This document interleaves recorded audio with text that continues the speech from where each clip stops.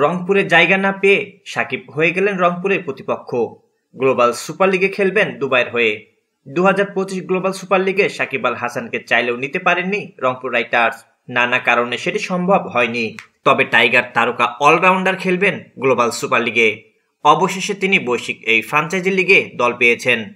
বাংলাদেশের তারকা অলরাউন্ডারকে নিয়েছেন সংযুক্ত আরব আমিরাত ভিত্তিক একটি ফ্রাঞ্চাইজি। সাকিবকে এবারে গ্লোবাল সুপার লিগে নিয়েছেন দুবাই ক্যাপিটালস। ফ্রাঞ্চাইজিটি নিজেদের অফিসিয়াল ফেসবুক পেজে বাংলাদেশের তারকা অলরাউন্ডারের ছবি পোস্ট করেছেন। ক্যাপশনে দুবাই লিখেছেন, কিংবদন্তি অলরাউন্ডার আমাদের দলে যোগ দিচ্ছেন। কেশব মহারাজের বদলে তিনি দলে আসছেন। দলে আপনাকে স্বাগতম সাকিব আল হাসান। এবারে গ্লোবাল সুপার লিগে অংশ নেবে মোট 5টি দল। তাদের মধ্যে আছে বাংলাদেশের রংপুর রাইটার্স। এই টুর্নামেন্টে খেলবে central star Guyana, Hobart Hurricanes ও দুবাই ক্যাপিটালস। 2024 সালে গ্লোবাল সুপার লিগে প্রথম আসরে চ্যাম্পিয়ন হয়েছে রংপুর রাইটার্স। এবার তারা নামবে শিরোপা ধরে রাখার লড়াইয়ে। দলকে নেতৃত্ব দেবেন নুরুল হাসান সোহান। টুর্নামেন্ট সামনে রেখে গত 29 জুন গ্লোবাল সুপার লিগের জার্সি উন্মোচন করেছিল রংপুর।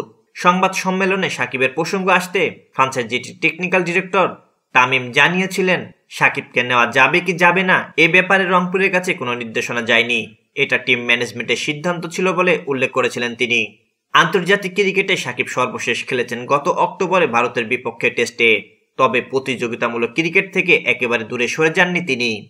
এই বছরে এপ্রিল-মে মাসে পাকিস্তান সুপার লিগে লাহোর কালান্দাসের হয়ে খেলেছেন তিনি। নিয়েছেন মোটে 1টি উইকেট। তবে 2 ইনিংসে ব্যাটিংয়ের সুযোগ পেলেও রানের খাতা খুলতে পারেননি তিনি। ফাইনালে তিনি অবশ্য খেলতে পারেননি।